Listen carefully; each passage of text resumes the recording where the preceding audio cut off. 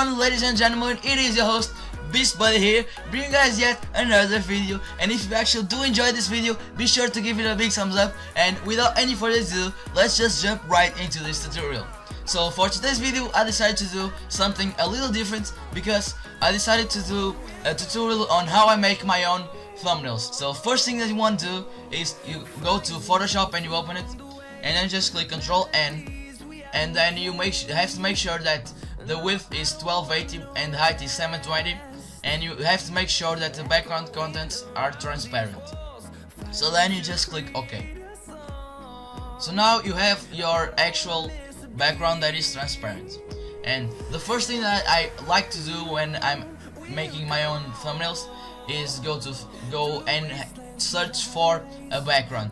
So if you actually don't have your own background, you can go to Google Images and just type like a green grunge background and find the one that is bigger than 1280 by 720.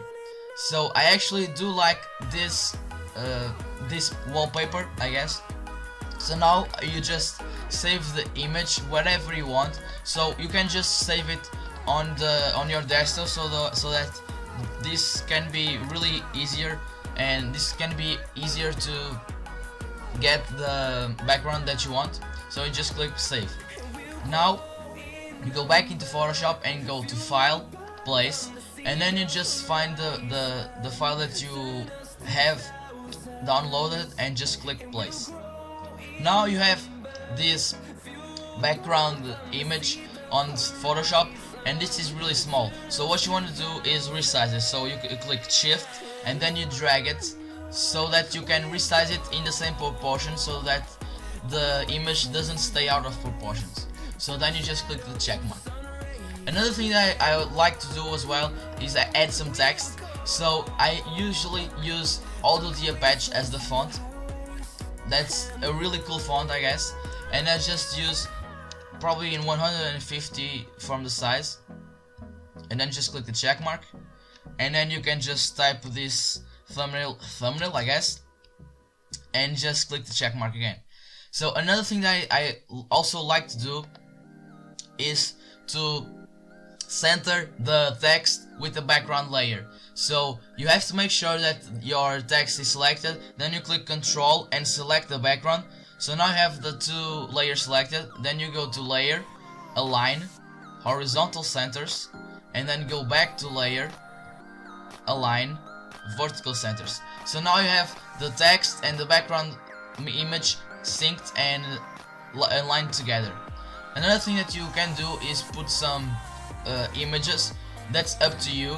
So you can also go into Google and just type something like epic face or puffles, I don't know. So I'm just typing epic face, and you have to make sure it is PNG so that you can do whatever you want with that image.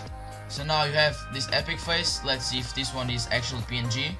So it is. So you just click on the right side of the mouse and just click save image as, and I'm just saving it to my desktop. And then I'm going back to Photoshop, and you just go to File, Place, and you find the image that you saved. So it's right here, and just click Place. Now this is way bigger than I expected. So you just click again Shift and hold this down, and I'm just leaving this probably up here and making it a little smaller.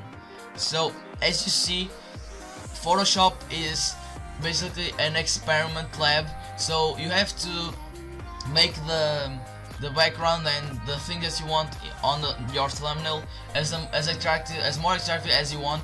So you have to experiment a bit, and I don't know, but this is really fun to me, and I really like to make thumbnails like this.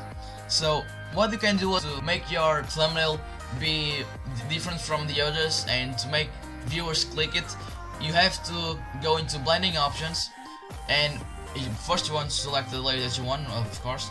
Then what I do is I put some drop shadows with the opacity to 100%, and I make the spread and size 33.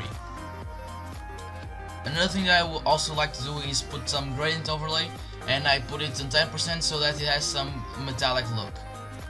and then I just repeat the whole procedure, the exact same procedure to the text as well. So I give it 100% to the opacity, and I make the spread and size 33. And if you actually aren't pleased with the things that you did in this, like in applying the drop shadow to the text, you can also mess around with it and probably give a 44 on the spread and size. So I actually like this one better, and then you just go and just put again a 10% from the opacity on the gradient overlay. So now I have my own thumbnail made, and I'm really pleased with that. But I actually don't do thumbnails like this anymore, because I actually put some effects on it. So you can actually go into filters and just mess around with blurs and sketches, textures. You can put anything that you want, and you just have to mess around with that. So the funnest thing that you have to do when you are pleased with your thumbnail is go into file and save it as a PNG image, and you just save it whatever you want. So I'm just naming this thumbnail number 2 or something like that, and then you just click save, and you have your own thumbnail made. So I hope you guys did enjoy this video. Before I actually say goodbye, I just want you guys to comment summer, because summer will be really back real soon. It has been your Beast Buddy here, and I'm out, bitch. Hold up.